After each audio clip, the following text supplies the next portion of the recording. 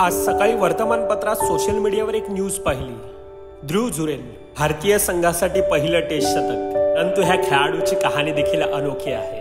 कहते हैं ना कि दर्द सबके एक ही है, मगर हौसले सबके अलग अलग है। कोई हताश होके बिखर जाता है तो कोई संघर्ष करके निखर जाता है। त्यावेळेला पहिल्यांदा वर्तमानपत्रात नाव आलं होतं ना, त्यावेळेला चोरी पकडली होती। कारण जुरेलने मित्रांसोबत समर स्विमिंग कॅम्प जॉईन केला होता आणि त्याच कॅम्पमध्ये व्हाईट ड्रेसमध्ये क्रिकेट खेळणाऱ्या पोरांना पाहून जुरेलने चोरून क्रिकेट खेळायला चालू केलं। आणि एक दिवस सहजच वडिलांनी वर्तमानपत्रात समर कॅम्पचे कारनामे पाहिले।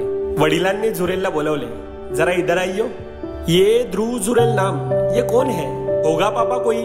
परंतु वडील समजले असेच नव्हते इंडियन आर्मी मध्ये। चोरी पकडली गेली, घरच्यांचा ओरडा मिळाला, परंतु आईचा सपोर्ट होता आणि तेथून आली क्रिकेट खेळण्याची परमिशन। आता क्रिकेट चांगलं खेळायचंय, परंतु बॅट नाहीये। बॅटसाठी वडिलांकडे मागणी केली आणि त्यावेळेला वडील म्हणाले, किती पर्यंत आहे?